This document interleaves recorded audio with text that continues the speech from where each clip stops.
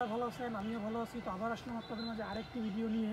তো এই ভিডিওতে আমি কথা বলবো আরেকটি নতুন গাছ সম্বন্ধে, যেটা বাংলাদেশের খুব পরিচিত একটা গাছ, যেটা আমার পিছনে আছে। আপনারা বুঝতে পারছেন কী গাছ নিয়ে কথা বলবো। এর পিছনে কী গাছ আছে? সুপারি গাছ। হ্যাঁ, তো সুপারি গাছ নিয়ে এখন কথা বলবো। আমি সুপারি গাছের কিছু নাম বলবো, বৈজ্ঞানিক নাম বলবো, তারপর এই বৈজ্ঞানিক শ্রেণী বিন্যাস। তো এইটাই বলতেছি সুপারি গাছের। তো সুপারি আমাদের যেটা বাঙালি ভাষায় বা কোনো আঞ্চলিক ভাষায় এটাকে বলে গুয়া। গুয়া গু অন্তস্থ এটা গুয়া। হ্যাঁ, তো তো এই সুপারি এইটা ওর বৈজ্ঞানিক নাম হলো আপনার হলো অ্যারিকা, বৈজ্ঞানিক নাম। আর এটা হবে এর গোলাকৃতি শক্ত বীজ হবে। তারপরে পানের মশলায় কুচি করে এটা দেওয়া হয়, মানে এই সুপারিটা ব্যাপার হয় তার পানের মশলা হিসেবে। পান যেটা আছে এটা আপনাদের শরীরের অনেক ক্ষতি করে, আপনার মুখের অনেক ক্ষতি করবে।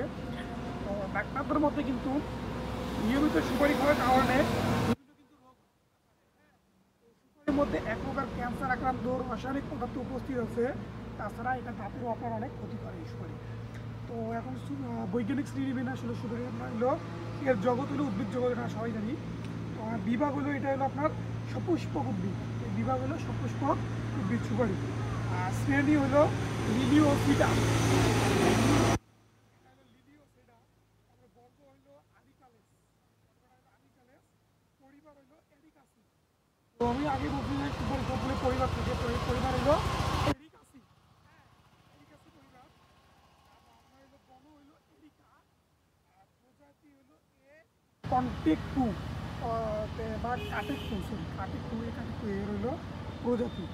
তো আর বিপ্লবী নাম হইলো আপনার হইলো আরিকা। তো এইটা হলো সুপারি গাছের বৈজ্ঞানিক নাম বা সুপারি গাছের সামান্য কিছু পরিচিতি।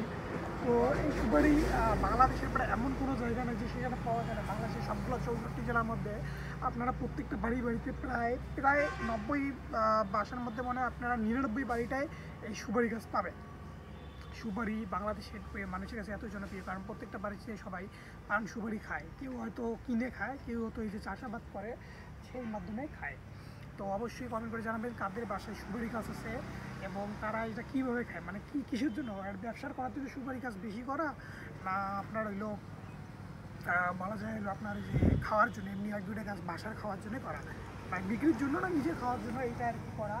তো অবশ্যই কমেন্ট করে জানাবেন কাদের বাসায় এইরকম সুপারি গাছ আছে। তো আর যারা করতে যাচ্ছেন সুপারি চাষ, তো চাষ পদ্ধতি আমি হয়তো অন্য ভিডিওতে বলে দেবো কীভাবে এটা চাষ করে, অবশ্যই ফলো করবেন।